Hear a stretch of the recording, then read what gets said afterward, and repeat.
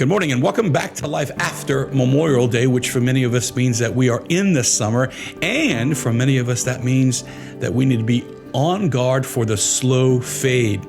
Yesterday, in the podcast that we had on Memorial Day, we talked about the slow fade. And if you did not yet listen to that podcast, really just want to encourage you to hit pause right now, go to yesterday's podcast and learn a little bit more about the time of year that we're in, which is called the slow fade.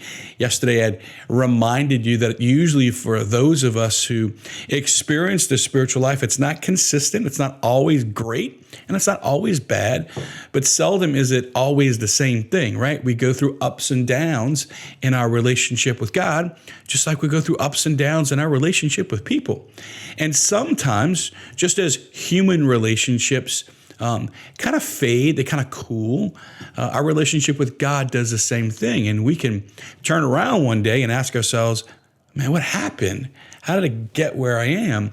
And what happened was we just slowly faded in our relationship with God. Today I want to talk about why does that happen? And it's not really overly complex. It's actually very ordinary. But because it's so ordinary, it's often imperceptible and it's often hidden in the midst of everything else that's going on in our life. Why do we fade in our relationship with God? Three reasons that as I look in my own life that I find that things often fade in my own life. First of all, it's just because of the rhythm of life, right? So the year has a rhythm to it, right? For many of us, we're conditioned by Lent, right? And we know what Lent feels like. It's super focused. On the other hand, weeks or months after that, we often know what the summer feels like, right? It feels very different. There's an exhale, there's a relax, there's a letting go. For many of us, there's a lot of travel. We're in different places.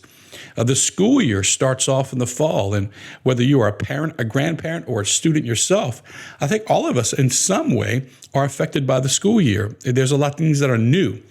Football in South Louisiana enters into the equation. The fall brings it with it its own rhythm. We all know that Thanksgiving and Christmas and Mardi Gras, they all have their own particular feel, right? So in the year, there's a rhythm to the year. And some of those times of the year are conducive to an interior reflection. And some of those times of year are overly heightened in their abundance of exterior stimuli. So let me draw on a parallel for you. If you're trying to diet, it's probably a lot easier to diet during Lent when it's in the air and everybody else is kind of doing the same thing than it is to diet in December when Christmas cookies are about and a lot of us are going to parties or different things like that. Certainly, it's hard to diet on Thanksgiving and Christmas Day when we're all engaging in 17,000 calorie meals, right? We know that, right? There are times of the year where it's easier to maintain a focus on a diet than it is in other times. For exercise, for many of us, it's easier to exercise in January, right? You have a New Year's resolution. It's a new year. It's a fresh start. It's in the air. Other people are doing it. It's a lot harder to exercise during the summer when it's hot. And it's a lot harder to exercise during the summer when we are more naturally disposed to relaxing and losing some of the physical discipline. Every one of us knows that the year itself has a different rhythm, right? Well, the same is true in our spiritual life. There are times in the year when it's just easier to focus on God. Again, I keep going back to Lent because for a lot of us, that's just the time where mass attendance is higher during Lent than any other time of the year. People are using the language like a Lenten penance. They're choosing something they can do in their spiritual life.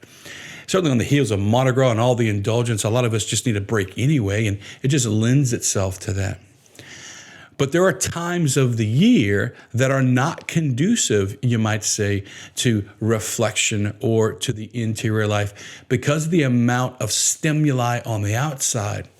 Can't tell you how hard it is to focus on God during the secular Christmas season. And even though we have the liturgical season of Advent, it's very difficult for many people to find God in Christmas because of the amount of exterior stimuli that's there. Likewise, during the summer, It just feels different. It feels relaxed. It feels like we're kind of on vacation because many of us are on vacation.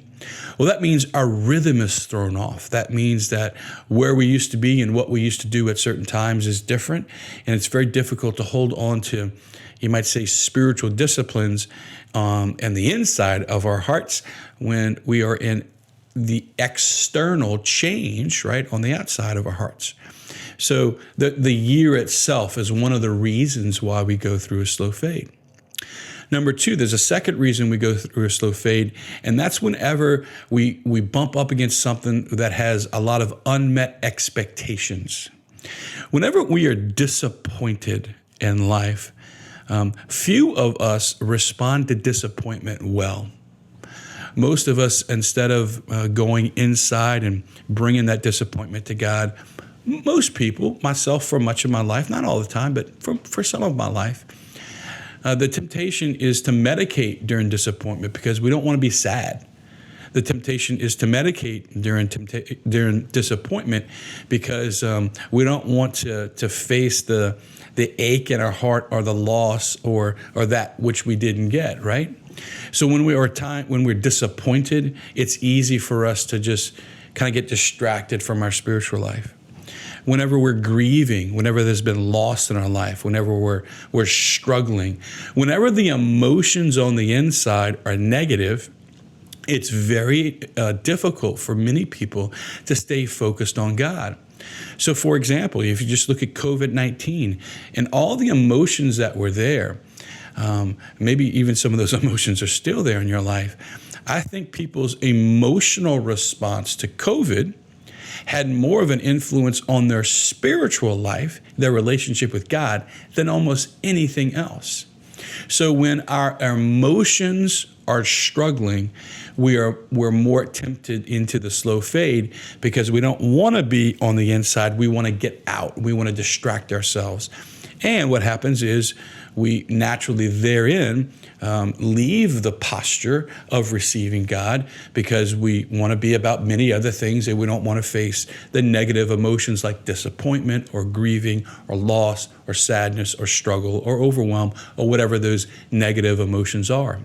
So sometimes the slow fade happens because of the rhythm of the year and the amount of external stimuli that's there.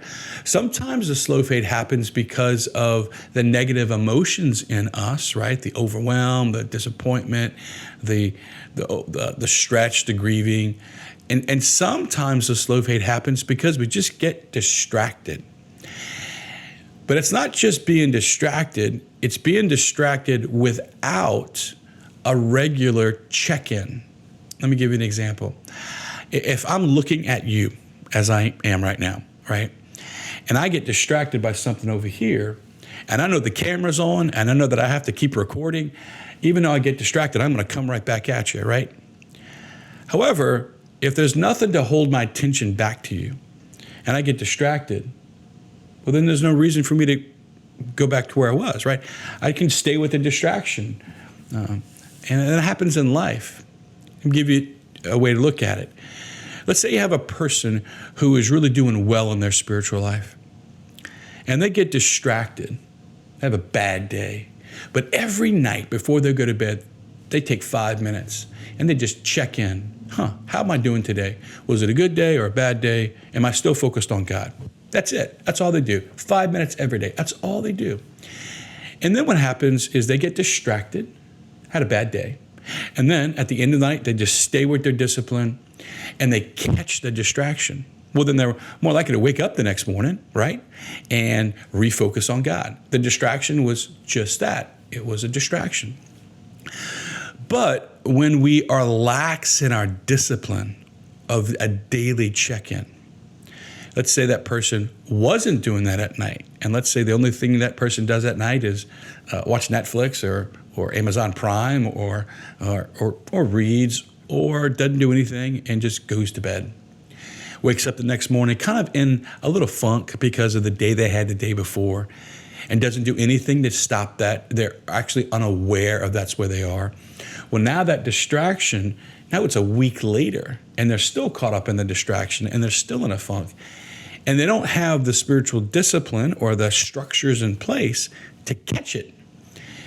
They'll catch it eventually, but it might be 3 months later or 3 weeks later or 3 days later, but there was nothing intentional in their life that was going to stop it. So the third reason we fade is because we just got distracted and we didn't have anything or anyone to bring our attention back to where we were.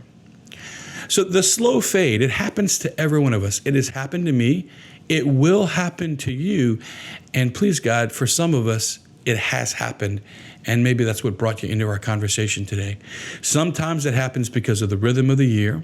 Sometimes it happens because of the emotions within us. And sometimes it happens because we just get distracted, and that's all okay. Most important thing for you to remember is that if it's happened to you or if it has happened now, it's okay. The most important thing is just to restart where you are, let the Lord love you in it, and say, okay, I faded. Now, how do I get back?